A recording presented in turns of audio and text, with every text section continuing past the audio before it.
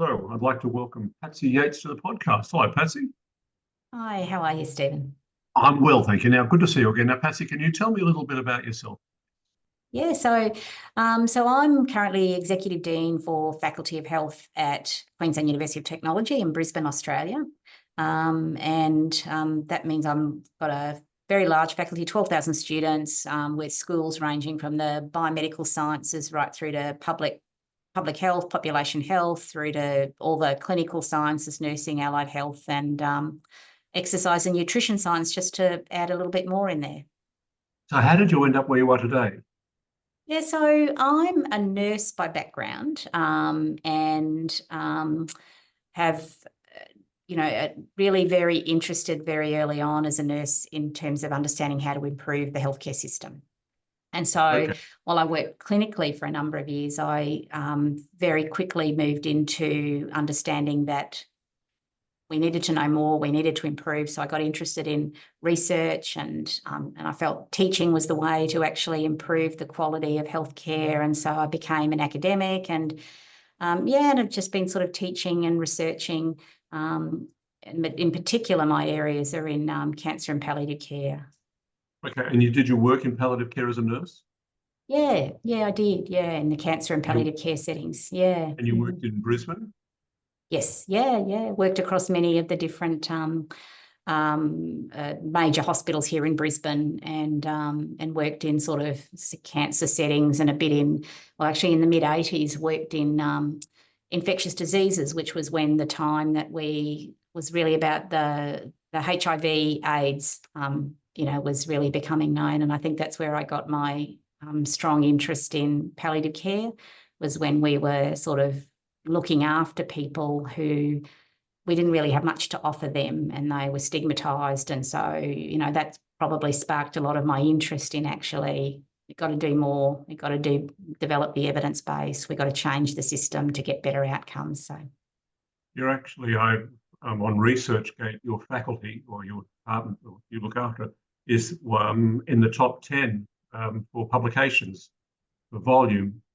I'm amazed by the work that comes out of that place and the quality of the work. You've really got an excellent team underneath you. Can you tell me something about the team?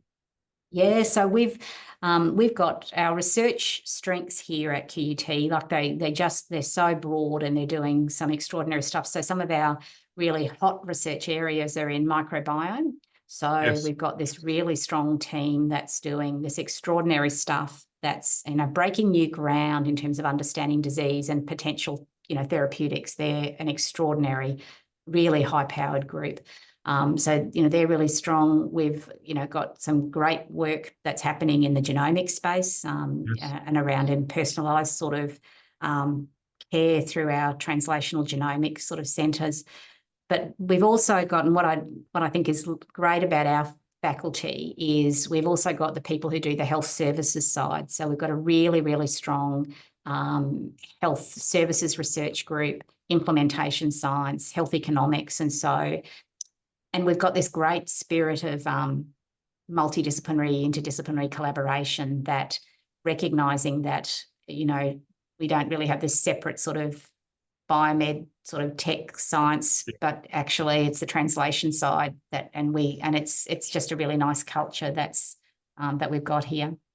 I think you're being very modest. You're actually the person responsible for bringing a lot of this together. I know it's true. I know it's true. I'm quite a fan of the faculty and the work it's produced, and particularly in the last 10 years. I think it's been amazing. You Yeah. work with a number of hospitals in Brisbane and at Queensland. Can you tell me something about that? Yes. So we're fortunate at QUT. We're sort of based, pretty much in the centre of the city. We've got really great, strong partners at the health services at Metro North and Metro South.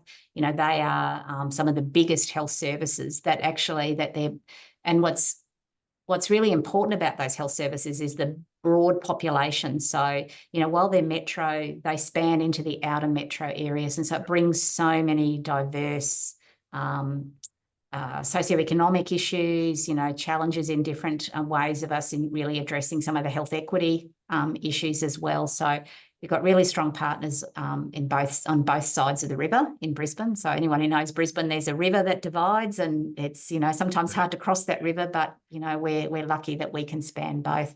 But we've also got really strong partnerships with our aged care sector, and we really try and work strongly with our primary care as well, because, you know, it's again a whole of system approach we've got to have. But yeah, we're very fortunate that Queensland's got this really, I think, a very pragmatic sort of approach to, because it's perhaps not as big as some of the other big sort of research cities in Brisbane. It's not seen to be as big and productive.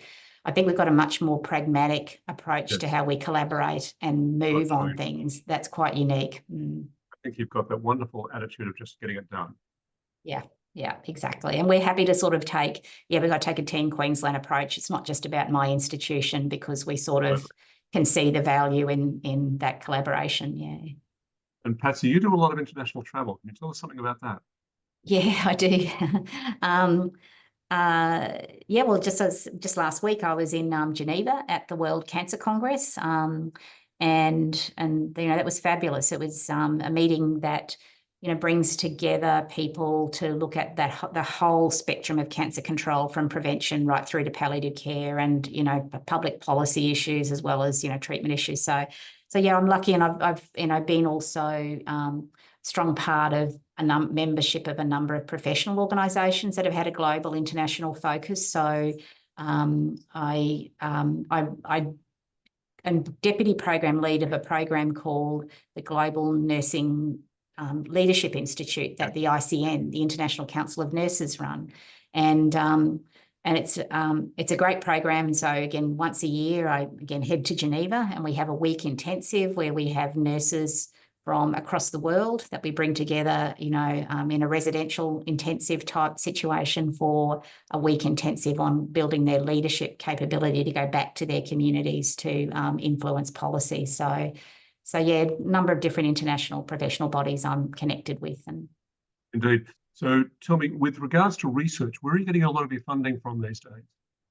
Yep. So we're again fortunate we've got a number of diverse funding sources in an environment that's actually really quite challenging. So we have I'm an NHMRC investigator fellow, so I'm on got an NHMRC grant. That's our a big national funding body, and I'm working there and looking at integrating palliative care models for integrating palliative care into aged care settings. But I also get a lot of our funding directly from the Commonwealth, because of the space that we work in and their interest in building programs to implement and evaluate in aged and palliative care. We get a bit of funding from the Commonwealth to do that work. So does palliative care, or to a layman like me, hospices, is that the same across every state in Australia, or is it different in every state? It's actually different across the city and across institution. You know, the concept of palliative care is the same. You know, we've got a stronger evidence base now than what we did have, but still, there is huge variation in terms of how it's delivered and access to palliative care. And those are some of the things which we're trying to sort of really overcome. Is how do we, and you know, in particular, I've got my investigator fellowship, I'm really looking at the aged care population who are really underserved in terms of getting access to good quality end of life. You know, we often sort of forget that, like, if you're admitted to in residential aged care, you're not likely to be, you know, going home. And so it's actually really ensuring that we're focusing on good end of life care in those settings, equally as having good end-of-life care to keep people at home as well. Yes. In homes, it's delivered in aged care, but we've got a lot more to do. No, it's okay. I mean, I think it's the same all around the world. I don't think it's anywhere different anyway. It's just a question of resources. And but I think from my observations, things are improving in Australia. Oh, definitely. Yeah. I think and we're very fortunate that government has invested a lot more than many other governments. So we, you know, and that's paying off in terms of workforce and yeah. I think it's had some good advocates, wouldn't you say? Yes, yeah, oh, definitely. I think you know, we've been very fortunate in Australia. Yeah. I agree.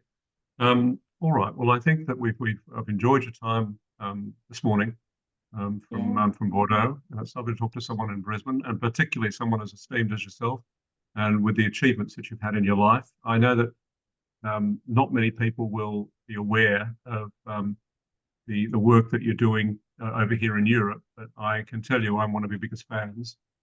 And I'm glad we were introduced through a mutual friend. So I think what you've achieved in a short space of time is remarkable. I think you work with some incredibly good people. And I think that you're, well situated to look after both sides of the river in Brisbane. And what you've achieved nationally, I think, is extremely important for people in palliation. So I just wanted to thank you very much for that. And my parents included. Some of your policies have actually affected them, so thank you.